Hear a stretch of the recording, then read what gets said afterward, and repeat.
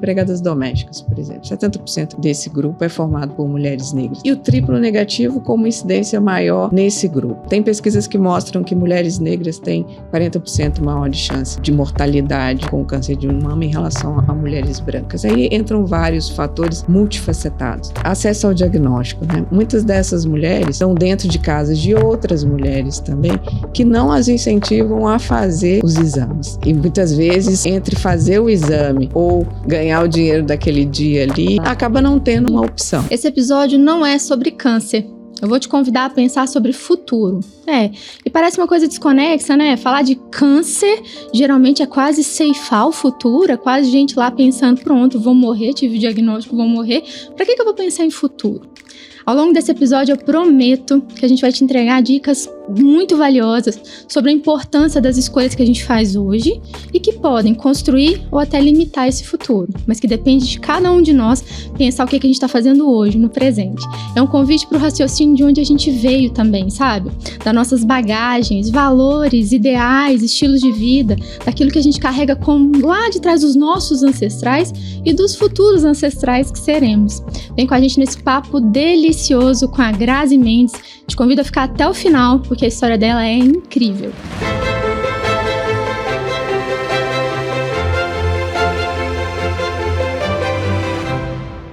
Sejam todos muito bem-vindos a mais um episódio do podcast Pode Falar de Câncer, sim. Eu sou a Mariana Cunha, oncologista clínica, aqui junto à doutora Graziela Pilol. Hoje serão duas Grazes aqui no estúdio, então vocês vão falar Grazi. Porque hoje o papo é muito legal, Grazi. Hoje a gente conseguiu tirar uma convidada assim, com uma agenda dificílima, né? Tadinha aqui.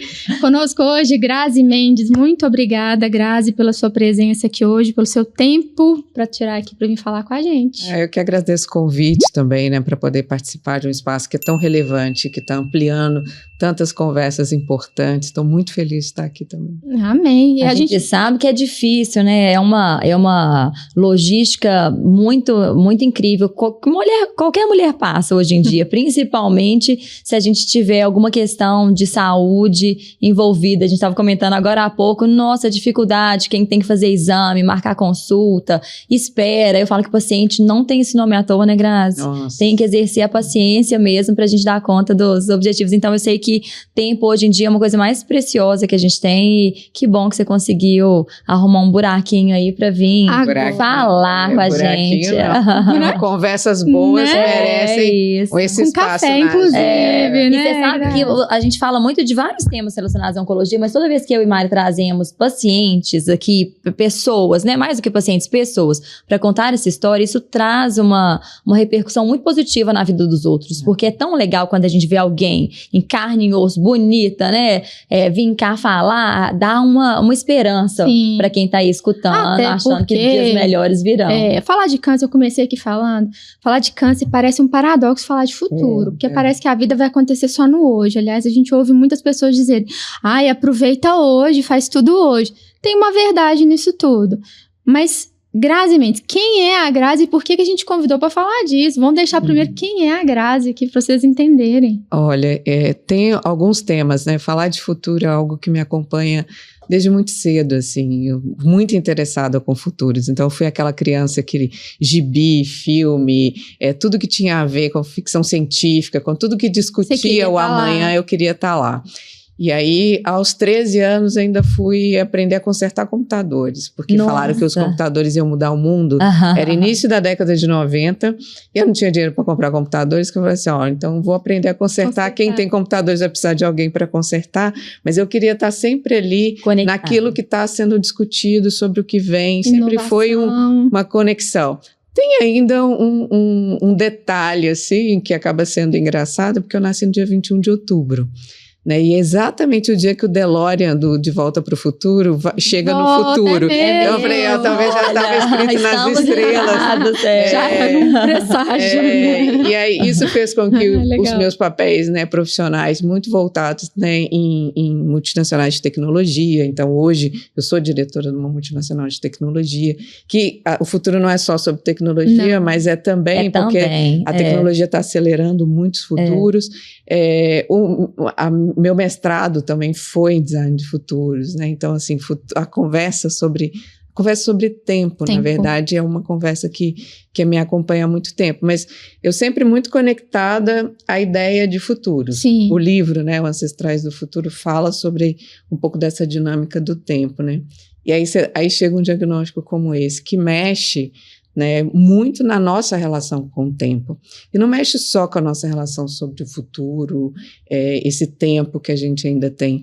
Mexe com tudo, mexe com a nossa história. Você começa a pensar sobre qual que é a história que você está construindo, qual que é a história que existiu antes de você, o que tem nela que pode te ajudar a passar por momentos como esse. Então, assim, de onde você vem?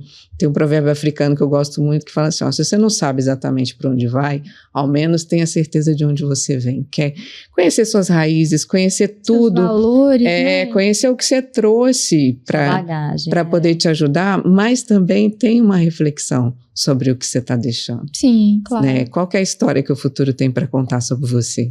Você começa a pensar assim, o que as pessoas vão falar sobre mim quando eu não estiver mais por aqui? Porque eu tenho um diagnóstico de uma doença grave que compromete a continuidade da vida, mas ninguém sabe exatamente qual que é o seu momento, né? Para onde vai. O fato é que todos nós um dia não estaremos aqui. Exato. As pessoas lidam como se isso não fosse acontecer, né? Essa é a única verdade que atravessa que a gente tem desde que tudo que é vivo. Sim. Tudo que é vivo um dia morre. Essa é talvez a verdade mais absoluta que a gente tem, mais universal, só que a gente exatamente evita falar sobre isso, vive numa ilusão de infinitude, né, sem querer pensar sobre isso. Uma ilusão de controle, né, que a gente vai programar todos os passos como um computador e que aquilo ali vai sair exatamente como foi feita a programação e não é, né? Tem hora que entra alguma coisa ali... Você sabe que eu acho que essa ilusão de controle até tem a ver com esse tema de tecnologia, dessa perspectiva que a humanidade traz, de que estamos caminhando para processos muito melhores de saúde, de acesso, de diagnóstico, de tratamentos, porque a gente tem essa ideologia circulando, de que a medicina evolui a passos largos, de que a humanidade caminha para processos cada vez mais amplos de entrega de saúde, e aí a gente volta para doenças como o câncer. A gente já conversou aqui várias vezes que o câncer talvez seja a doença mais democrática que existe, porque ela não escolhe raça, gênero, cor, idade, não tem isso, e o sofrimento é diferente, depende de como ela foi acometida naquele momento ali por aquele diagnóstico. E também costumamos dizer que não existe doença boa, porque se veio um processo de adoecimento do corpo, ele inevitavelmente vai te fazer pensar sobre essa finitude, ou deveria. É uma lupa, uma grande lupa que está o tempo inteiro. É uma lente ali que está sendo colocada. E aí, Grazi, dentro dessa construção ideológica, uma mulher totalmente linkada a essa questão de futuro, de construir, inclusive de ajudar, né? O processo de trabalho que você tem hoje também é de impulsionar futuros, de deixar as pessoas mais conectadas com possibilidades reais de melhorar pessoalmente, fisicamente, né? A gente percebe esse movimento seu. Como é que foi chegar no diagnóstico? Conta para quem está nos assistindo aqui que não conhece a Grazi ainda, como que foi o diagnóstico e como é que isso de alguma forma trouxe essas reflexões para um mundo mais palpável, assim, do físico, né? Opa, eu falava sobre isso, mas agora tá aqui comigo o negócio, vou viver esse negócio aqui. Foi bem interessante, assim, imaginar que estava com 43 anos, né, no auge profissional, fazendo várias coisas, inclusive... Eu estava em São Paulo dando uma aula, né, para executivos, assim, e aí eu chego no quarto do hotel, passando creme, e sinto uma textura um pouco diferente, assim, e falo, olha, preciso investigar. E aí, a partir disso, foi a jornada, né, do processo de chegar a um diagnóstico. Eu tinha uma grande pergunta ali, o que está acontecendo? Sim. Né? E a pergunta, na verdade, a pergunta era bem específica, é câncer ou não é? Né? Isso veio, e aí foi essa jornada toda, e quando chegou o diagnóstico, eu acho que aí a gente vai falar um pouquinho sobre quem a gente é, né, as nossas características. Eu não fiquei gastando muito tempo num processo que às vezes a gente fica quando chega uma notícia assim, né, que é xingando, por que eu, por que agora, né, nesse momento, né, como se a gente, o que eu fiz? Como justo comigo, né? Justo comigo, tanta gente ruim por aí, né, fica passando várias coisas, e aí eu falei, olha, não vou perder tempo com isso, porque esse é o tipo de pergunta inútil, eu não sou mais especial do que ninguém, nesse exato momento tem tantas pessoas passando por isso. Então, o que eu vou me agarrar agora? Eu comecei a pensar na minha história. Eu comecei a pensar assim, qual que é a história que eu tenho que me trouxe até aqui, que vai me ajudar a passar por isso da melhor maneira possível, enquanto eu estou aprendendo outras coisas que eu ainda não sei. Então eu falei, poxa, eu fui uma criança, assim, o meu nascimento foi um nascimento complexo. Sabe aqueles bebês que tem o cordão umbilical enrolado no pescoço, passa do tempo.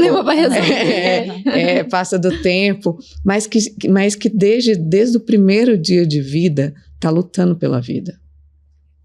Né? Então, assim, eu falei, poxa, eu sou uma sobrevivente. Sim. Desde o meu primeiro dia, eu de alguma forma tenho em mim a capacidade de lutar pela vida. Então, isso vai ser importante para o meu tratamento? Vai ser muito importante para o tratamento. A vida não tinha facilitado em nada, né? Não, uma menina negra que nasceu na periferia, passar por perrengue é o que eu já tinha passado, assim. Então, nesse momento, tem algo que a gente conversa muito, né? Que as pessoas falam que, mas você é forte e tal. Mas eu acho que é importante também dizer que naquele momento eu reconheci, eu falei assim, poxa, eu sou forte, eu sou uma mulher forte. E eu não queria ser outra pessoa, né, a não ser essa mulher ali, porque eu sabia, olha, eu ia precisar de muita força. Sim. E aí eu falei, eu tenho uma história, né, de uma construção de uma força, não por uma opção, mas porque eu não tinha outra opção, né, a não ser forte, né? Então a força também era uma outra característica que eu queria usar. Não, eu não acho que você não tinha opção, não, você tinha, sempre tem, né, Mari? Tem gente que tem as mesmas condições de nascimento, nasceu negra na periferia, sem condição nenhuma, e foi uma outra pessoa, assim. Então, eu acho que a gente tem que aprender também a aceitar as nossas qualidades. A personalidade pra frente. Forte, parabéns, porque foi construção sua também. Eu acho que, senão, todo mundo que nascesse num determinado patamar seria igual, e não é. Tem gente que é vitimista, tendo tudo, tem gente que não tem nada e é super forte. Então, característica sua. Eu acho que você tá de parabéns, eu adoro. E eu acho que a gente tem que pegar isso pra gente mesmo, né? Aceitar o elogio, é forte, obrigada, eu sou mesmo. E eu vou levar isso pra frente. Tem hora que a gente fica torcendo para que essa não seja a opção colocada, né? Para que você possa também não ter que ser forte o tempo a gente não todo, tem que ser, mas que bom que você conseguiu ser. Isso foi mérito seu, que tem gente que não consegue. Isso, e conseguir ir reconhecendo essas características, até outras características que podem ser menores, mas, por exemplo, na minha trajetória profissional, sempre foi muito boa em montar times. Legal. Sempre. Então, assim, as equipes, assim, boa em reconhecer que uma outra pessoa... Eu sempre quis ser aquela pessoa que é, sabe, o piorzinho da banda? Porque aí você vai aprender, bons, né? Porque você vai aprender. A gente tem nosso conterrâneo Guimarães Rosa que diz que é junto dos bons que a gente fica melhor.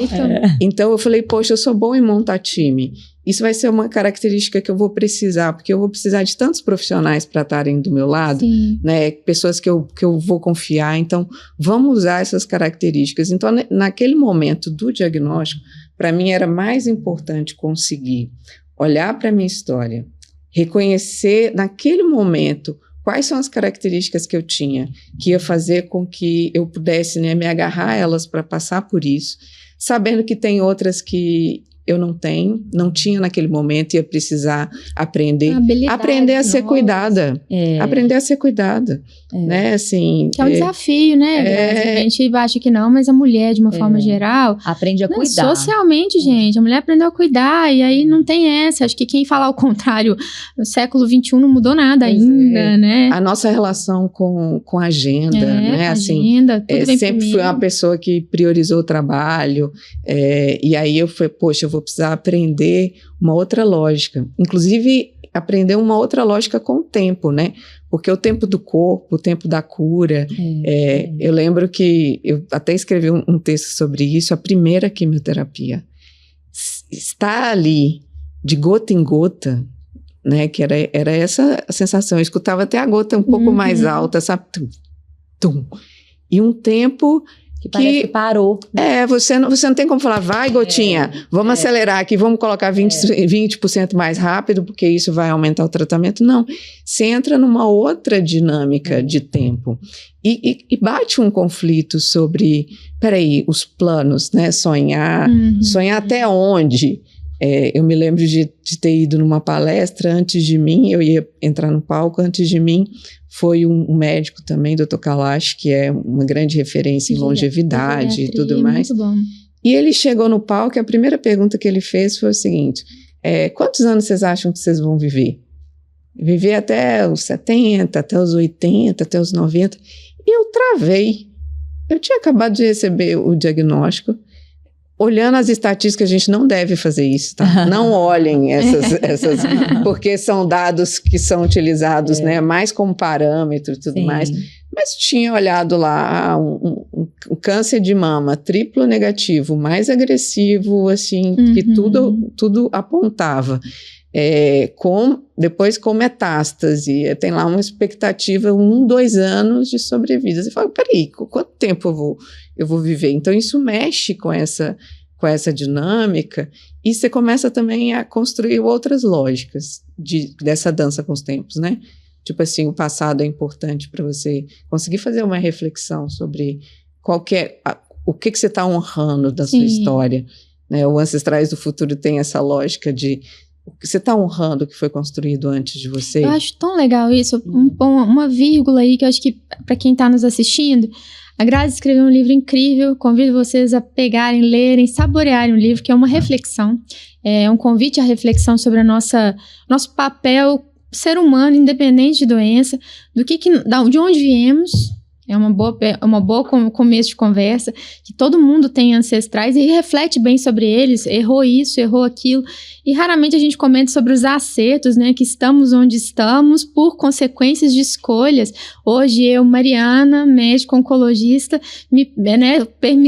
durante a minha carreira foi permitido que eu fizesse faculdade, que eu escolhesse onde eu estou, porque outras mulheres muito bravas, muito valentes, brigaram para que eu tivesse esse poder de escolha, porque não era permitido mulheres nas universidades. Hoje eu voto, eu caso com quem eu quiser, né? Eu separo a hora que eu quiser.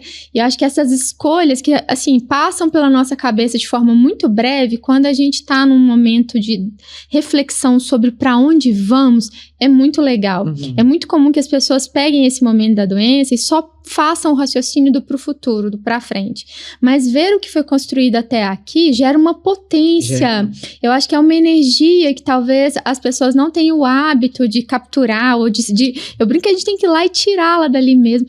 Do que você fez, de olha onde eu tô, olha onde eu cheguei, olha como eu vim até aqui. E se eu caminhei até aqui, se eu pude ter esse caminho até aqui, foi por essa herança não só genética, mas por uma herança de valores, de cultura, de hábitos, de escolhas individuais e dos meus próximos aqui. E daqui eu não tô sozinha. E isso é muito legal, porque eu acho que isso daí gera uma energia que talvez quem tá lá, a gente teve um episódio aqui bacana que alguém falou assim que não tinha, em determinado momento ela questionou, falou, será que eu tenho fé suficiente para passar por isso? Porque a fé é o nome que as pessoas dão, né? A esperança, esperar com ação, que é ter uma crença num algo maior que mova a gente. Mas essa energia que tá ali dentro, de até onde eu caminhei, do que eu fui, do que já fizeram antes de mim e de como que eu posso pegar essa energia e transformá-la em coisas para esse futuro, é muito potente, é muito legal. E quando você fala até essa honra dos ancestrais, quem veio antes, pode ter, claro, uma relação consanguínea, pode ser pessoas da sua família. Eu venho de uma linhagem de mulheres fortes, né, de mulheres que atravessaram muitas adversidades e conseguiram, de pessoas que têm uma paixão pela vida, né? Então, mas tem também essa relação com pessoas que a gente nem conhece, mas que vieram antes e que abriram esses caminhos, pavimentaram pra gente. Então, se hoje a gente tem acesso a mais informação, se a gente tem acesso a tratamentos que ajudam a gente a ter qualidade de vida e não só, né, passar tempo de vida. A gente conseguir, se hoje a gente consegue entender que tá bom, a dor ali, ela não tem como tirar, mas o sofrimento pode ser opcional. Isso foi construído por quem veio antes de nós. E quando a gente reconhece isso, porque em muitos momentos a gente se sente mais fragilizada, né, e vulnerável.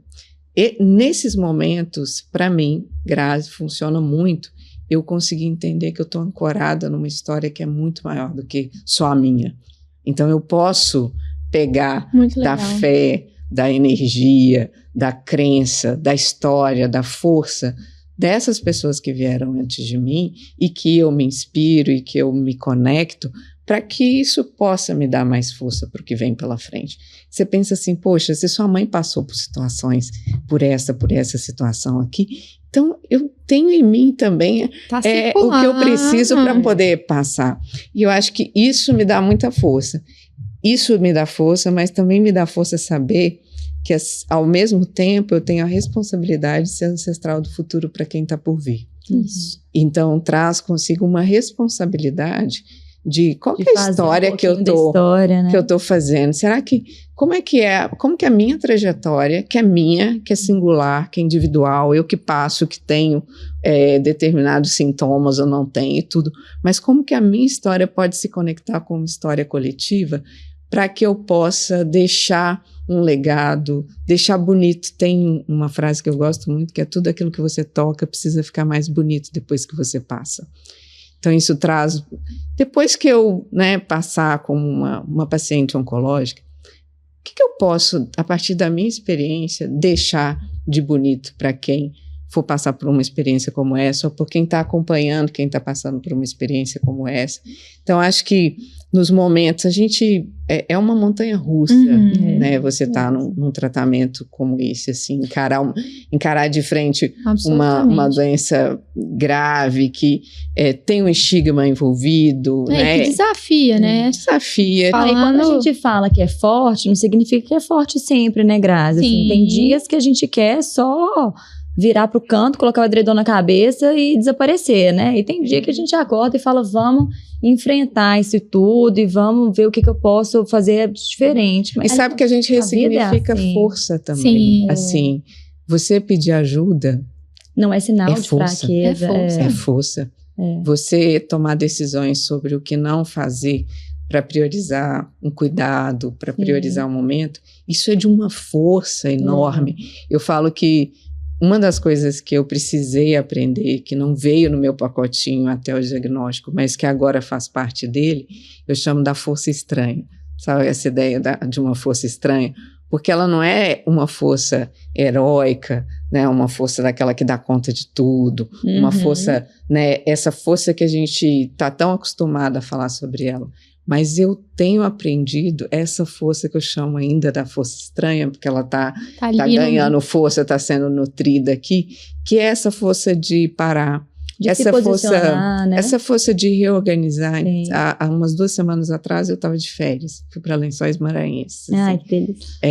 E foi muito bom me ver organizando os horários, incluindo descanso como parte da agenda. Então, meio período é um período de descanso. Sim, e está tudo certo. Né? A organização da viagem foi toda considerando, e se eu não estiver bem? O que eu organizo ali para que me dê mais condições? Então, a escolha dos passeios, eu fui fazer passeios em que eu pudesse desistir no meio do caminho, em que eu pudesse falar, olha, até aqui eu vou, mas não vou mais. Né, sem ter que provar nada para ninguém. Isso é de uma força e é de uma potência, né, que quando você olha para o outro lado, achava, não, eu tenho que fazer porque isso não, isso é muito potente, essa força de reconhecer também, né? Reconhecer seus limites, né? Isso é muito forte. Eu acho que só é possível entender até essa dinâmica do que é limite e onde vale investir tempo para construir esse futuro, porque essa palavra ela é muito ampla e talvez no imaginário das pessoas o futuro esteja atrelado a viver até os 70, 80. E é isso que a gente tenta trabalhar até de forma muito humana aqui, né, gente? Ao longo de vários episódios aqui no podcast, a gente tenta de forma, né, quase repetida, tentar mostrar para os pacientes que existe muita vida no processo, que a doença não precisa caminhar com esse diagnóstico de, acabou aqui. Não é sentença. E, aliás, esse processo de descoberta de uma nova experiência de vida com uma doença grave, que não existe doença boa e doença ruim, né, uma pessoa que tem uma doença inflamatória intestinal, uma doença de Crohn, um lúpus eritematoso, uma doença que sabe que é crônica e que não vai ter pausa no seu tratamento. Por si só, isso já é um desafio humano, levantar todo dia e falar, eu tenho e ponto. Eu tenho que tratar, é uma condição. Então, eu não limito esse raciocínio ao câncer, porque eu acho que são várias doenças que estão nesse meio. Então, eu acho que é muito desafiador pensar em futuro e esse raciocínio de construir gradativamente uma nova identificação, não digo identidade, mas identificação com o novo ambiente, com o formato de vida que tem que ter na agenda o tempo de descanso, o tempo para tratar, desaprender. É muito desafiador. E precisa mesmo dessa construção. Não negamos aqui o fato de que a psicologia nesse aspecto é incrível, porque para ajudar a dar ferramentas, dar repertório para a gente conseguir chegar nesse pensamento bacana que hoje você chegou. Eu queria trazer dentro da história da Grazi, uma coisa que é muito legal, da gente falar, na verdade, até esse momento a gente tinha abordado um pouco uma doença super desafiadora na oncologia, que é o câncer de mama triplo negativo. É uma doença que ainda desafia a medicina de forma geral, é uma doença que dentro do grande grupo de câncer de mama, de tipos de câncer de mama que existe, a gente já falou sobre eles aqui, tem um episódio super legal com a doutora Kerstin Kapp, que é mastologista. A Kerstin detalhou super bem pra gente aqui quais os subtipos de câncer que existe, considerou lá que esse subtipo específico, que é o triplo negativo, ele ainda nos desafia, porque ele de fato, ele é um pouco mais, uma doença um pouco na biologia, tá, né, da biologia do tumor, tende a ser mais agressivo. Infelizmente, tem uma questão quase que a gente não gostaria de dar essas notícias ruins, mas tem sim uma associação com a população, com as mulheres negras, muito mais incidente nessa população. E aí, quando a gente abre essa lente aqui para falar um pouquinho sobre essa questão, é ainda mais desafiador pensar na questão social, né, Grazi? Que na nossa sociedade, as mulheres negras ainda ocupam um lugar de camada social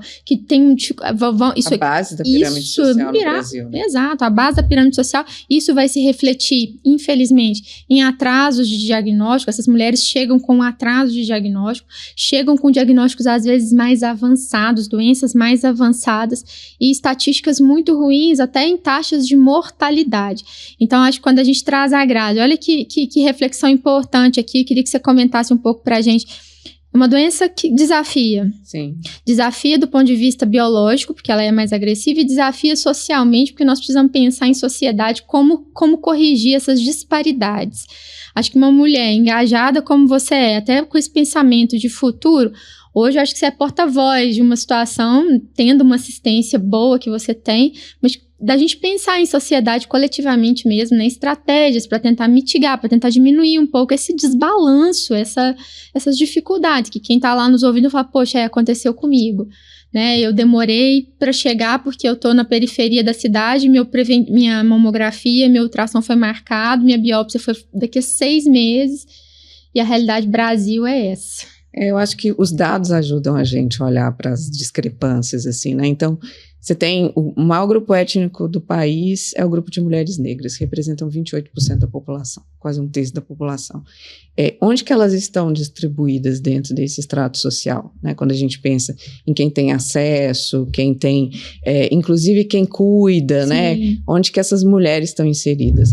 Se a gente pega um grupo grande de representatividade, dado que diversidade não é sobre as diferenças, mas as dinâmicas de poder, então quem acessa, quem não acessa, quem tem direito, quem não tem, existe um grupo muito grande de mulheres negras no grupo de empregadas domésticas, por exemplo. 70% desse grupo é formado por mulheres negras. E o triplo negativo com uma incidência maior nesse grupo. Tem pesquisas que mostram que mulheres negras têm 40% maior de chance, né, de mortalidade com o câncer de mama em relação a mulheres brancas. Aí entram vários fatores multifacetados. Aí tem várias histórias, a gente estava contando um pouquinho antes aqui. Acesso ao diagnóstico, né? Muitas dessas mulheres estão dentro de casas de outras mulheres também, que não as incentivam a fazer os exames, né? Os exames preventivos, e muitas vezes entre fazer o exame ou ganhar o dinheiro daquele dia ali, acaba não tendo uma opção. Exatamente, é falta de opção, você não é nem tem. escolha, né? A escolha está dada. Você não tem. Inclusive, eu estava participando de um evento de uma grande revista e o tema era câncer de mama, e estava ali com mulheres, né, que são da classe média alta, e falando, a dificuldade que a gente tem para que mais mulheres tenham acesso. Eu falei assim, olha, tem sempre a mudança que a nossa caneta alcança. As mudanças mais significativas, elas vão acontecer nas estruturas. Então, a gente precisa fazer a luta para a liberação dos exames via SUS, a gente tem que defender o SUS, né, colocar tratamentos de qualidade ali. A gente tem uma vitória recente, né, da questão da idade para o acesso à mamografia. Então, isso tudo a gente tem que fazer, lutar pelas leis para a gente ser boas ancestrais do futuro, né? Para que, a partir do lugar de poder que a gente vai ocupar, a gente use as nossas decisões para ampliar acesso, para a gente ter uma sociedade mais cuidadora, porque essas mulheres não vão ter acesso a um diagnóstico precoce. Né, como deveriam. Depois do diagnóstico, hoje eu estou aqui, e eu posso dizer, né, que se eu não falar abertamente que eu estou num tratamento oncológico, fica mais difícil para saber. Por quê? Porque minha pele está aqui toda bonitinha, né, mas eu tenho acesso a tratamentos que estão me ajudando com a pele agora a lidar com os efeitos. Isso tudo é barato? Não é barato. Não. Atividade física. Você já furou a bolha das mulheres que tem o mesmo tom de pele, né? Então a gente já não tá no mesmo lugar. Até de agora, eu acho que o que você vai chegar aí é super interessante, que é o que a gente já comentou outras vezes, que tem algumas coisas que são muito importantes, que mudam de uma forma relevante para todo mundo. Mas eu acho que tem aquelas estratégias diárias que as pessoas não cumprem. Porque você fica cobrando do governo que tem que adiantar a mamografia para 40 anos, que tem que fazer anual, mas aí quando você tem a oportunidade de liberar a sua funcionária para fazer um exame, você não faz. Ou então ir lá com ela. Sabe assim, acompanhar ou ajudar num exame. Quantas mulheres que têm acesso hoje já pegou uma outra mulher que não tem acesso e falou, vamos lá marcar. Ou então no dia do tratamento, vamos lá, vamos deixa eu te ajudar. Ou então, eu te libero desse dia, te pago, né? Pode ficar tranquilo. Você sabe, eu e Mari, né, estamos no mesmo meio, que é o meio oncológico, e acontecem coisas tão esdrúxulas. A gente teve filho, né? Ainda temos filho pequeno. Eu lembro de uma outra colega que tá voltando de licença maternidade, muito lascada, assim, porque, né, deixa filho pequeno, a gente volta a trabalhar muito cedo, porque não dá para ficar 6 meses de folga, e uma outra colega nossa, assim, colega do nosso círculo, disse, olha, eu acho que tá tudo ok voltar nesse momento de 2 meses de pós-parto, porque eu voltei. Então, assim, não é uma mulher. Então, eu falo assim, as mulheres precisam se ajudar mais. Então, não é porque você, como mulher, independente da raça, da classe socioeconômica, se lascou, que você quer que todo mundo se lasque junto, né? Então, o pensamento não pode ser esse. A gente tem que ter esse senso de união, que eu acho que a mulher ainda já melhorou, mas a mulher, em geral, não tem, né? Tem uma construção de uma rede de cuidado e de afeto que a gente precisa construir socialmente, que é onde a gente dá condições. Tudo bem, cada uma vai identificar o seu contexto e vai conseguir, mas como que a gente dá condições para as pessoas terem acesso aos tratamentos, conseguirem ter acesso a outras questões que auxiliam? Então, a gente estava falando aqui sobre atividade física, né? Mas quem é que pode hoje fazer atividade física? Às vezes começa a trabalhar muito cedo, volta muito tarde, não tem jeito, né? Eu estava vendo... tinha uma discussão, eu não assisti o programa, mas vi uma discussão, sempre aparece essa discussão, sabe? Todo mundo tem as mesmas 24 horas. Eu não dou conta. Não tem. Vamos fazer um cálculo dessa mulher, que hoje a gente tem, segundo o IBGE, muitas dessas mulheres são as responsáveis financeiras por seus lares, então elas precisam acordar muito cedo. Tem toda uma organização de casa, porque elas são as mulheres que mais cuidam na sociedade, então elas cuidam dos familiares. Tem que fazer o lanche do marido que sai para trabalhar, do filho, deixar tudo pronto, né, antes de... E isso quando você tem essa estrutura, né, como a gente está falando dessas mulheres que estão na base da pirâmide, não existe nem a figura ali, né, de muitas vezes, é monoparental a família, e elas ainda cuidam dos seus parentes, né, que estão ali, e elas se deslocam dentro de um transporte público para cuidar de outras famílias, enquanto ninguém está cuidando da delas, né, e elas ficam nesse trabalho de cuidado ali, muitas delas sem seguridade, sem ter essa opção, né, daquele dia dela ir fazer o tratamento e não ter isso descontado do seu salário. Então, hoje em dia, a gente não cria condições para que esse grupo de mulheres possa se cuidar e possa ter acesso ao que a gente construiu ao longo da história, que ajuda a ter uma melhor sobrevida ou uma qualidade de vida durante esse estágio. Essa é uma grande questão social que a gente precisa resolver, porque senão a gente continua criando uma sociedade que, se você tem dinheiro, isso garante que você vai sobreviver. E se você não tem, significa que você está, ou que você vai morrer antes daquilo que a ciência já conseguiu te apoiar para poder fazer, ou você vai ter uma condição tão precária, né, que o tratamento vai ser algo muito mais sofrido do que precisaria. Exato, do que precisaria. Acho muito potente isso que você está colocando, a Grazi, as duas Grazes aqui. Acho que isso deve reverberar. Quando a gente pensa em programar o futuro, né, de forma coletiva ou individual, porque, óbvio, eu tenho os meus objetivos pessoais de desenvolvimento humano, pessoal, profissional, para chegar nesse... Futuro é amanhã, né, gente? Futuro é daqui a 1 hora, futuro é o minuto seguinte, futuro não precisa ser só aos 70. Acho que essa reflexão do que fazemos hoje, como que isso vai reverberar no futuro, como é que isso vai repercutir, gente, no futuro, sim, é coletivo, é todo mundo pensando um pouquinho mesmo. Essa conversa ela é muito potente. Tem uma definição de futuro que eu gosto muito, que futuro é um exercício de imaginação coletiva. Boa. E aí a gente fala muito que o que a gente faz hoje modifica o futuro, então hoje importa muito, mas a forma como a gente imagina o futuro determina o que a gente faz hoje. Isso. E assim, se a gente não for capaz de imaginar uma sociedade que já conseguiu construir tanta tecnologia, que já conseguiu fazer tanta coisa, se a gente não conseguir imaginar coletivamente que essa sociedade possa ser uma sociedade que garante acesso, direito, cuidado para a maior parte das pessoas, ou para todas as pessoas, que seria esse lugar, né, em que a gente pudesse contar histórias de mulheres que, mesmo passando por um momento como esse, situações como essa, conseguiram ter acesso, conseguiram se sentir bem cuidadas, conseguiram ter uma rede de amparo que garante paz e tranquilidade, assim. Eu estou falando o meu caso, né, é um caso muito específico, mas por vários momentos eu me pego pensando assim, olha, eu tenho um trabalho numa empresa que eu pude falar abertamente sobre o diagnóstico e pude organizar uma agenda de acordo com o tratamento e me dá tranquilidade. Você tem um privilégio gigantesco. Exato. Quantas podem fazer isso?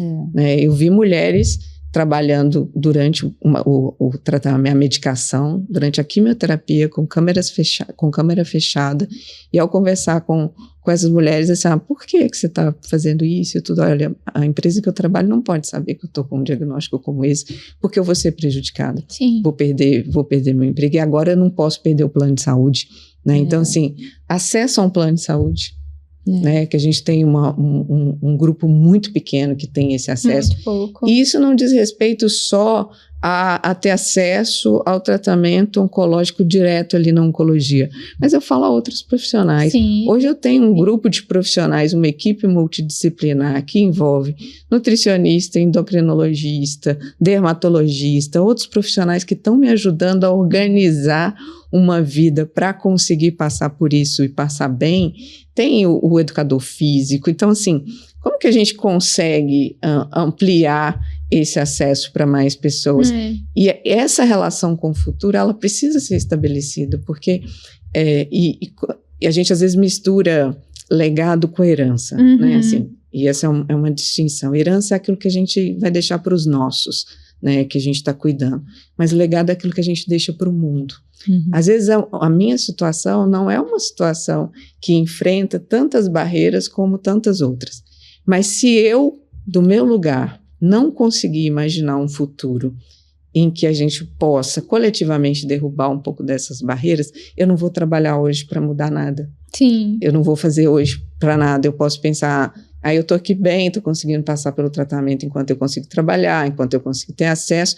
Então eu vou cuidar do meu aqui. Só que não, assim, enquanto a gente tiver mulheres que não podem ter acesso, nós precisamos coletivamente conseguir imaginar que é possível a gente fazer isso. Que é possível ter pesquisadoras aí, né, tentando conseguir encontrar caminhos para a gente poder celebrar. A gente precisa acreditar que o corpo médico vai ficar olhando para as especificidades, vai olhar. A gente estava falando de mulheres negras você tem uma densidade mamária que é diferente, então você conseguir reconhecer isso pode facilitar na questão do diagnóstico, você reconhecer que a gente ter política para ter transporte público liberado para quem está em tratamento, né? A gente conseguir ter alguma seguridade. Alimentação, né? Todo dia, né, tem a sessão daqui a pouco, tem lá a maletinha com os lanchinhos. Comida saudável. Tem gente que não sabe que tem que estar com o estômago sempre cheio, né, com alguma coisa durante a medicação, porque senão vai acabar passando mal com os enjoos. E eu acho isso tão legal, Grazi, que você sabe que a gente acha que é natural do ser humano, da sociedade, sempre ver as notícias ruins, né? Eu vou dar 3 boas nesse contexto aqui, então. Enquanto você falava, eu estava pensando. A gente tem várias pessoas que, nesse movimento de pensar o futuro, pegaram a sua dor, né? O seu sofrimento ali, daquele momento do câncer ali, e amplificaram as suas ideologias e conseguiram oferecer aquilo que elas visualizavam como sendo um problema, né? A gente trouxe aqui para falar do amor que cura, a Renata, uma pessoa queridíssima. Vou fazer até uma campanha aqui. A Renata vira e mexe, precisa de ajuda lá na ONG dela. A Renata ajuda crianças com câncer em Belo Horizonte. Tem uma ONG muito legal que chama Amor que Cura. E a Renata viu as pessoas passando fome nessas filas de espera. E ela, que era assalariada, falou, não dá. Eu não posso ver essa pessoa, eu não consigo comer enquanto o outro não tá ali. Comendo do meu lado. E a Renata trouxe essa história potente pra gente aqui. Ela falou assim, a minha dor é grande, mas ao ver a dor de tantos, a minha ficou até pequena. E eu falei, eu posso melhorar isso.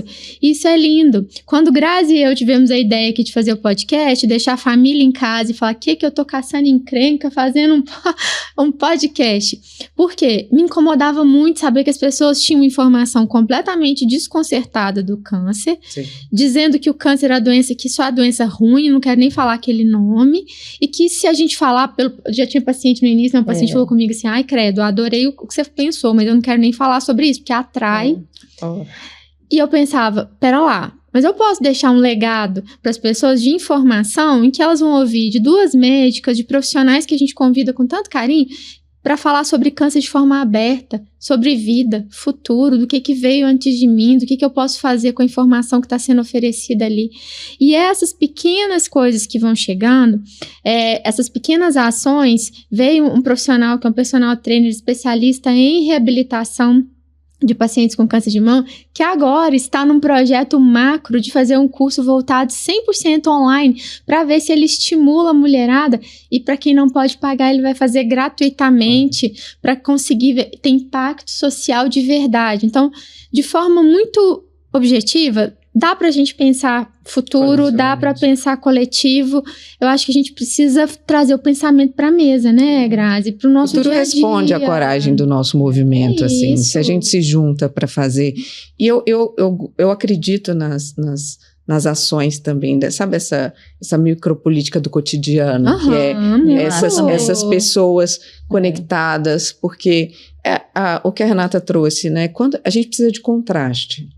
Quando a gente tem contraste, a gente equaliza, inclusive, as nossas emoções. Então, esse contraste não é para falar assim, tem sempre alguém sofrendo mais do que eu. Mas o contraste é para você saber que, mesmo diante do seu sofrimento, existem caminhos, existem possibilidades, que têm contextos diferentes do seu, que você pode olhar com um pouco mais de generosidade. E aí, isso faz com que você organize as suas emoções, mas também tem que fazer com que a gente se mobilize, né, para fazer iniciativas como essa. Então, assim, dá sempre para a gente poder fazer atividade física. Eu, antes de ter o diagnóstico, eu não tinha muita proximidade com pessoas que falavam sobre os benefícios da atividade física para um tratamento. Sim. Inclusive, é até o contrário, né? As pessoas ainda têm essa tendência a achar que quem tá doente tem que ficar quietinho para recuperar, né? E eu acho que o que vocês estão fazendo é tão bonito porque amplia essa conversa, porque existe no imaginário coletivo que o paciente oncológico é aquela pessoa que está acamada, sempre fraca, né? E aí a gente precisa construir outras histórias. Vão ter histórias de pacientes que vão ficar. Isso vai acontecer. Agora, tem paciente fazendo atividade física, né? Trabalhando, criando a sua família, tendo filhos, fazendo. E vai ter dias que você faz isso tudo, tem dia que você não faz nada. Então, são tantas histórias para a gente não ficar fixo numa imagem. E isso aconteceu muito comigo, assim, porque logo no diagnóstico também, eu falei que eu sou boa em montar time, né? Então, tinha os profissionais de atividade física que já vieram falando, olha, o benefício, a gente precisa manter uma massa magra, porque isso vai te ajudar a reduzir dor, vai te ajudar a passar pelos processos cirúrgicos de uma forma melhor, a relação com a medicação vai ser melhor, o aeróbico vai te ajudar na saúde mental. Então, começaram a falar, e eu peguei tudo que foram me falando e fui fazer. E eu recebia tantas mensagens assim, mas pode pedalar? Mas tem certeza, mas né? pode? Você não está levantando peso demais, não? Mas pode. E aí, até viajar, né? Assim, eu fui viajando, eu fui realizar ações, né? Estudar na universidade, uma Ivy League, que era meu sonho, isso entre quimioterapias. E o pessoal, mas pode. Aí chega uma hora que essa pergunta era quase assim, mas pode viver? Isso. Mas pode seguir, mas né? pode viver? E você trouxe um momento ali da fala falando que para algumas pessoas é como se houvesse uma suspensão da vida durante o tratamento. É como se... E eu recebi, junto com o diagnóstico, um terapeuta me deu um livro, o conteúdo é bem legal e tal, mas o título era Com a Vida de Volta. Eu falei, qual foi o momento que eu perdi minha vida? Porque eu tô com um diagnóstico, mas eu tô vivona, assim, né? Tem muita vida. Aliás, eu nunca me senti tão viva, porque esse confronto com a finitude, ele não é sobre morte, ele é sobre vida. Ele é como você está vivendo, né? Ele é uma grande pergunta do tipo assim, qual que é a vida que você está vivendo? Que vida que você está vivendo? Você está coerente com a história que você quer deixar? Então, é muito sobre vida. Não existe suspensão da vida. E eu tenho algumas amigas passando pelo processo e eu vejo que às vezes causa muito sofrimento essa ideia de eu queria voltar a ser como antes. Não tem volta. Gente, é igual a gente envelhecer. Eu queria voltar a ter meus 20, então nós vamos ficar querendo e chorando a vida inteira, porque não volta, né? A vida é essa evolução mesmo, a gente tem que encarar e tem as muita novas vida oportunidades, isso. Tem muita vida no tratamento. Acho que isso é muito importante. Você começa a prestar mais atenção, você fica menos distraída da vida quando você tem um diagnóstico assim, porque tudo passa a ser essa urgência da vida. Não é pressa, é diferente. Não é pressa, mas você tem urgência por não perder tempo com aquilo que não vale a pena. A sua noção sobre sério que eu vou... Porque tudo aquilo que a gente faz, a gente gasta tempo de vida. Sim. Então você fala, eu vou realmente gastar tempo de vida. E a gente não precifica esse tempo, né? A gente acha que o nosso tempo não tem o dinheiro. E tem, né? Assim, você tem que fazer aquele tempo valer. É a sua vida, né? Aqueles minutinhos não voltam mas acho que mais do que isso. Eu acho que a Graça está considerando assim, nesse momento... eu tenho compromisso de trabalho porque eu gosto de fazer, então se esse trabalho não vai me acrescentar, né? Se isso daqui não tá... Isso numa esfera muito diferenciada, né? De possibilidades. Mas para além disso, vamos pensar, gente, relacionamentos tóxicos. Gastar tempo com gente chata. Com conversa ruim. A pessoa tá chegando e ai, que dó, você tem câncer. Fala, obrigada, dê licença, não quero conversar com vou pro meu grupinho ali, vou mudar de grupo. A gente fala muito disso, porque eu acho que a percepção, isso deveria ser de todo mundo, né? O mundo tá tão chato, com todo mundo tendo que defender uma ideologia pra caber no mundo, pelo amor de Deus, o mundo nunca foi preto e branco, e hoje é menos ainda, ele é coloridíssimo. E eu fico indignada com as pessoas perdendo tempo de vida, gastando tempo de vida em defender coisas que são, né? A gente hoje vive uma polarização, numa situação que eu acho que deveria trazer as pessoas para um outro patamar. Eu falo que as notícias hoje deveriam ser muito filtradas e a gente tem que pensar o seguinte, o que eu vou fazer aqui, no meu microambiente para melhorar isso daqui? Porque se eu for uma boa vizinha, eu já estou contribuindo para um condomínio bem cuidado, com a grama ok, com ninguém jogando lixo na rua, o nosso lixo sendo coletado seletivamente. Eu estou contribuindo sim, de forma coletiva para o mundo. Não precisa pensar lá, né? A gente fala muito de governo, eu acho que a história não é bem por aí não. Grazi, de uma forma muito, talvez até uma pergunta cheia de significado, né? Escreveu um livro, que foi Ancestrais do Futuro, que tem essa conversa que dialoga entre passado e futuro, e a gente está aqui falando.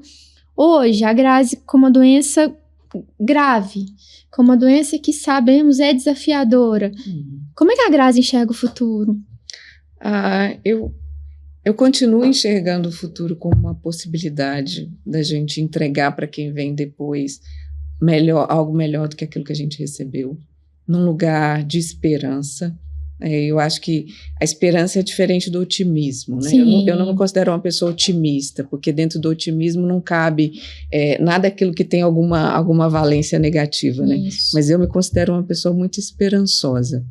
E a esperança, ela é um motor, tanto para você levantar todos os dias, para você acreditar que é possível a gente fazer coisa boa, que é possível a gente se juntar para poder construir oportunidades melhores, condições melhores para as pessoas, que é possível você individualmente também fazer esse seu papel, você aprender todos os dias, né? Você manter as tecnologias humanas, né? Curiosidade por realidades que são diferentes das suas, curiosidade por opiniões que são diferentes das suas, né? Essa capacidade de desaprender. Às vezes você está tão presa a uma crença que fez sentido talvez numa época, mas hoje não faz mais. Então eu acredito que a gente ainda pode usar essas tecnologias humanas para construir um futuro bonito, um futuro que vale a pena ser vivido. Essa é a minha relação, e essa relação ela vai para além da minha existência biológica.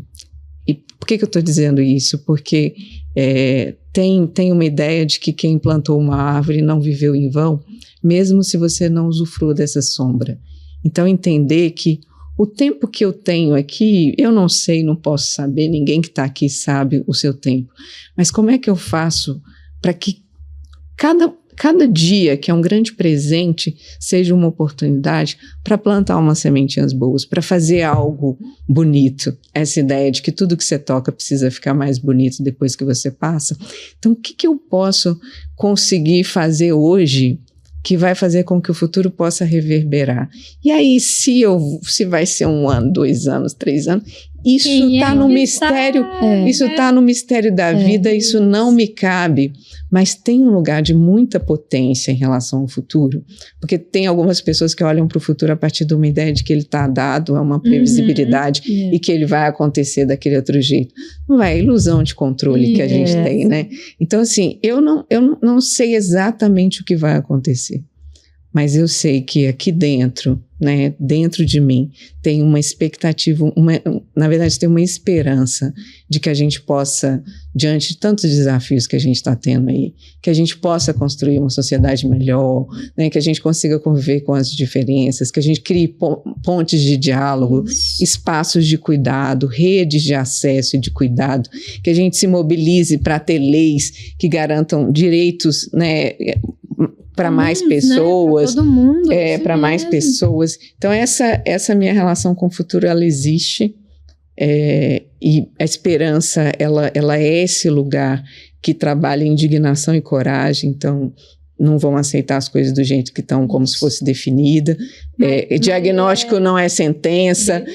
E a minha vida não é só um diagnóstico, ela é muito maior, né? A gente pode conversar sobre outras coisas, viver esse vucu-vucu da vida, que é coisa ruim, coisa boa, de repente um pouquinho melhor, depois piora hoje de novo, chovendo, depois vai. Esse é o vucu-vucu da vida, assim, e dançar com esse tempo, fazer isso. Então, assim, mas eu acho que eu me tornei também uma pessoa menos distraída da vida. Maravilhoso. A gente tem papo para 2 horas aqui, mas eu queria... Da Marília Aguiar, que teve aqui também, uma psicóloga, que esperança, né? É esperar com ação. A gente espera com os braços, com as mãos. Fazendo. a vida fazendo. acontecer, né? Ô, Grazi, eu acho que para dar um spoiler final, a gente estava conversando, você fez, né, o primeiro livro, Os Ancestrais do Futuro, mas estava contando aqui pra gente que tem algo novo por vir aí, né? Esse Ancestrais do Futuro, na verdade, foi escrito antes do seu diagnóstico. Isso. E aí tem essa fase aí que chegou, essa fase do tratamento do câncer, que te fez, né, te trouxe um outro mundo que você não conhecia, mas que, apesar do sofrimento, traz alguma coisa de relevante, dentre eles um livro que é um legado mais do que especial, né, para todo mundo que tá aqui e que vai ver no futuro. Conta um pouquinho pra gente conseguir. Eu fiquei muito feliz quando eu recebi o convite para escrever o Ancestrais do Futuro. Eu não me via como uma autora, assim. Nunca tinha escrito antes. Eu escrevia para uma coluna da revista. Sempre a literatura e a escrita sempre me acompanham de alguma forma. Mas eu ficava pensando, tem tantos livros escritos aí, né? O que mais a gente pode escrever? E foi um processo muito bonito. Só que ele nasceu exatamente quando chegou o diagnóstico. Então, assim, o diagnóstico chegou, inclusive, num momento muito específico, que eu estava com o livro pronto para ir para lançamento. Chegou há poucos dias do meu aniversário, no mês de outubro, que é o mês da luta, né, contra o câncer de mama. E muito próximo do meu aniversário, que eu amo celebrar. Então, ali foi um momento... E aí, vai lançar um livro com um diagnóstico tão grave como esse? Como é que vai ser o que vem pela frente? Tratamento, essas coisas todas. E aí, consegui fazer o lançamento. Mas assim, ainda pensando, quem vai comprar esse livro? E aí o livro nas primeiras semanas vendeu o que era a expectativa do ano inteiro. A gente foi reimprimindo, foi indicado ao Prêmio Jabuti Acadêmico, né? Foi semifinalista. Aí eu falei, gente, se eu não acreditava, antes, assim, eu gostei desse negócio de escrever, até porque tem uma coisa muito bonita na escrita, porque você não tem nenhum controle sobre ela. Então, vai chegar às pessoas e a coisa mais bonita era receber as histórias das pessoas. Estava lendo isso aqui, aí me lembrei dessa situação. As fotos de gente no avião, na praia, no ônibus, lendo, assim. Isso vai trazendo pra gente, poxa, talvez tenham histórias sentido, aqui, né? Que vão fazer sentido para outras pessoas. Aí, o lançamento foi ótimo, agora está saindo a segunda edição, então tudo tranquilo. E assim que veio o diagnóstico da metástase, eu recebi como para casa terapêutico escrever, porque eu elaboro muito a partir da escrita. Eu tenho uma amiga que ela fala assim, tem coisa que só sai da gente por escrito. Verdade. E aí eu fui escrevendo um pouco desses relatos. Então, está no forno agora para sair o livro novo, que ele tem a ver, né? Eles são essas vivências que eu estou com desde o diagnóstico até agora. Então, aí tem quando eu me encontrei com a Oprah e estava lá carequinha Oprah Winfrey, gente, não vou faltar a Oprah ali da esquina não, tá? Carequinha da quimioterapia, o que ela falou comigo, né, no momento que a gente esteve ali, dela segurando minha mão e olhando nos meus olhos, se emocionando junto comigo e falando sobre essa relação, né, de vamos lá, vamos usar tudo que tem para poder passar por isso. Tem a viagem para estudar em Colômbia, entre terapias com os médicos assim se organizando para lá. Para fazer acontecer. Tem essa nova relação com essa força que vem do cuidado, que vem da vulnerabilidade, que vem desse lugar de aprender a ser cuidado e de restabelecer outras relações de cuidado. Tem as amigas fazendo atividade física pelo mundo, né? O título dele é Quando a Morte Chegar, que ela te encontre viva. É um manifesto meu da vida, né? Eu não falo ali, eu falo muito pouco sobre doença, né? Mas eu falo sobre vida, sobre escolhas que eu tenho feito, sobre momentos em que, assim, eu falo que a roteirista da minha vida abre uns espacinhos, assim, pra gente viver coisas incríveis. Outros momentos que foram momentos de redefinição de conceitos e tal. Então, assim, eu chorei várias vezes escrevendo, rachei de rir outras histórias também. Então, é um livro que ele é muito íntimo. É um convite, assim, às pessoas a se aproximarem dessa experiência que é singular, que é minha, que não é para todo mundo, né? Mas que é também uma história dentro disso, é também uma possibilidade. Antes do meu diagnóstico, eu não tinha muito acesso a diferentes histórias, das pessoas passando, porque as pessoas nem queriam compartilhar por causa do estigma e tudo mais. Então, em vários momentos, eu precisei ser minha própria referência. Sim. Então, como que a partir, né, desse livro, outras pessoas possam pensar suas experiências também, ou as experiências de outras pessoas que elas apoiam, que estão cuidando, porque ali eu falo da minha rede de cuidados, né, essas pessoas que gostam tanto da gente, que a gente tem certeza que se elas pudessem, elas arrancavam essa doença com a mão, assim, tirava, né, mas nessa não possibilidade, o quanto que essas pessoas ficam tentando criar ambientes de cuidado, de afeto. Essa semana, para a quimioterapia dessa semana, o Bruno, o meu marido, ele estava me fazendo perguntas sobre os lanches que eu queria. Aí teve um momento que eu me senti assim, meio sufocada e tal. Aí eu sou de ar, né? Assim, eu gosto, me deixa mudar de ideia. E ele é mais organizadinho, assim. E aí eu vi um momento de embate, assim, entre nós dois. E aí ele olha para mim e fala assim, olha, não consigo resolver as outras coisas, sua dor, não consigo resolver essa doença. Me deixa resolver a única coisa que eu consigo resolver é o lanche. Né? E essas histórias mostram pra gente assim, o quanto que não é uma doença sozinha. Ninguém passa por uma experiência como essa sozinha.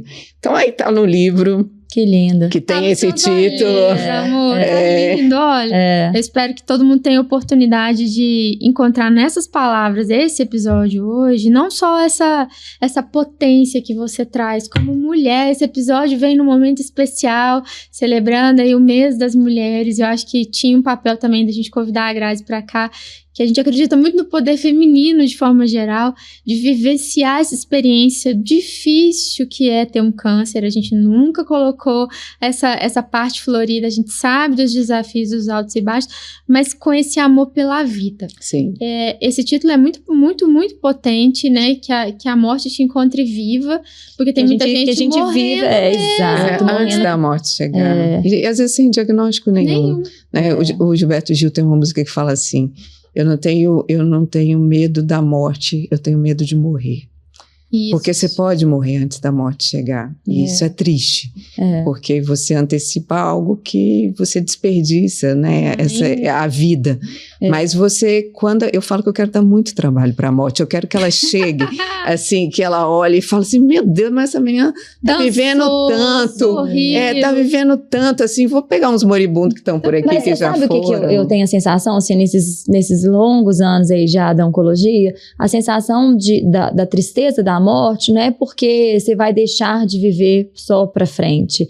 É que você queria ter vivido muito antes e não viveu, sabe? Então eu tenho muito paciente que fala, nossa, eu queria ter feito isso, queria ter feito aquilo e aquilo outro, e de repente a gente tem um diagnóstico muito abrupto que não te dá nem essa opção, né? Porque às vezes você fala assim, eu vou seguir minha vida, e às vezes não dá pra seguir, porque às vezes é uma limitação, né, que a doença te traz muito grande. Então eu acho que a gente tem que acordar com doença ou sem doença, tendo essa mentalidade, assim, minha vida tá valendo a pena, né, dentro do que é possível fazer, porque é óbvio que tem situações muito diferentes, mas dentro do que é possível, dentro do que nos cabe, a gente tá fazendo o melhor, porque eu acho que o grande lance da morte é ela chegar e falar, e aí, vambora, e você fala, putz, não fiz nada do que eu queria ter feito. O Sêneca, ele fala que a gente não é que a gente tem pouco tempo de vida, é que a gente não é muito, a gente não sabe muito usar o tempo que a gente tem, a gente não cuida muito do tempo que a gente tem. O que é uma vida curta? Tem gente que vai viver...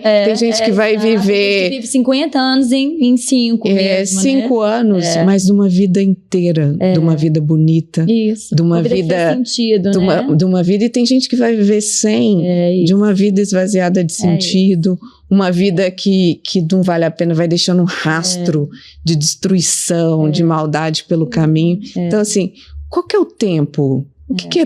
Qual que é o tempo ideal de vida?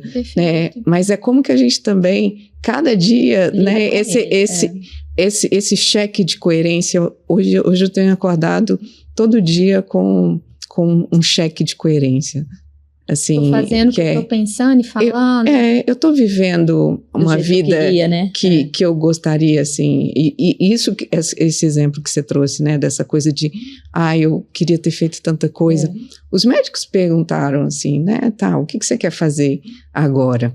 E para mim foi muito bom poder responder que eu queria continuar vivendo exatamente do jeito que eu tô vivendo. É isso, olha porque que coisa mais eu maravilhosa. tenho a sensação de estar vivendo uma vida coerente com o que eu acredito, coerente com a minha história, coerente com quem veio antes de mim. Ô, Grazi, você sabe que eu acho que é daí que vem um pouco da sua leveza? Porque eu acho que você já faz o que tem sentido. Eu acho que as pessoas que ficam extremamente entristecidas e depressivas, não tô falando que é só isso não, né, gente? Porque a gente fala, mas não estão colocando todo mundo numa caixa. Mas tem muito disso, de você falar, gente, não fiz nada, não tô fazendo nada, e aquela coisa vai te consumir. Então, eu acho que se você tem um diagnóstico, você tem uma fase difícil, mas você já consegue, dentro do que é possível, realizar as coisas que fazem sentido, a vida tem outro brilho, mesmo na doença. Eu não tô falando pra dar doida e sair fazendo coisas extravagantes. E tem gente que acha, viver bonito, e outra coisa, eu acho que tem gente, quando a gente fala isso, tem gente que acha que a felicidade eu tenho um diagnóstico, vou pra Paris, porque eu tenho...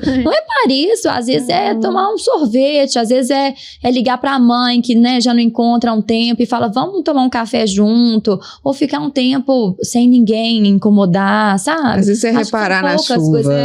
São umas bobeiras. Outro dia uma paciente falou assim, eu não lembrava o tanto que era gostoso tomar um banho de chuveiro, porque ela ficou 2 meses sem tomar banho de chuveiro, né, banho de leito.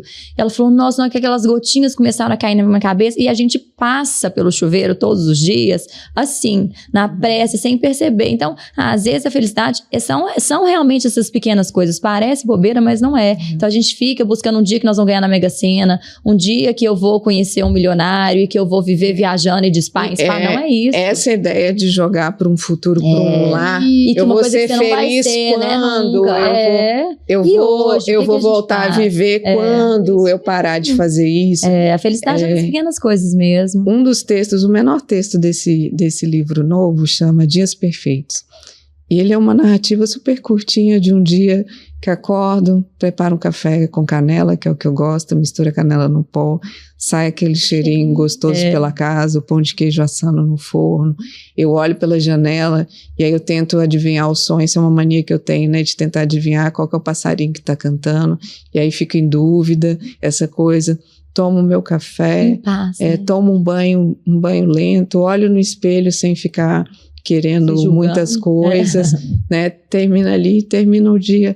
Essa ideia de você encontrar, né, no cotidiano o extraordinário, eu acho que isso torna cada dia com a sua belezura, assim, e no meio desse caos, tem sempre uma florzinha que aparece, tem sempre algo bonito que você possa reparar, tem sempre o gesto de alguém que te deu uma água, que fez uma massagem no seu pé, que trouxe um café, que foi gentil com você. Tá atento pra isso também, né? As crianças ajudam muita gente, né? Criança tem essa percepção diferente do caminhar do dia, né? Às vezes a gente tá na correria, eles estão parando ali para ver formiguinha atravessando, você fala, gente, vamos. A gente não pode perder o encantamento da vida ao longo do tempo, né? Sabe como que eu vou finalizar esse episódio?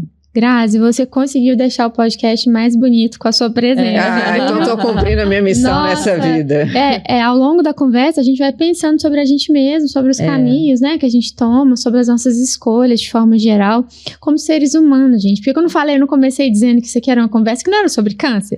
A conversa é sobre como a gente vai escolher viver hoje e como que isso repercute amanhã, na nossa noite. Se eu escolher encher a cara de sorvete agora e chocolate, talvez eu tenha uma dor de barriga à noite. É mais ou menos sobre isso que a gente pensar, né, no pequeno, nas coisas pequenas, médias e grandes, e pedir pra Grazi deixar um recado pra quem tá ouvindo. Agora aquele recado assim, quero o recado do coração da Grazi pra quem tá lá, do ser humano Grazi, lindo que se apresentou aqui. Obrigada por trazer também espaço pra gente conhecer um pouco do que você pensa, pra além da pessoa, né, que a gente enxerga, profissional, maravilhosa, e nesse fronte de notícias, de ser porta-voz de tanta coisa, de estar lutando por tanta gente, às vezes que nem sabe que ela tá lutando, mas ela tá, viu?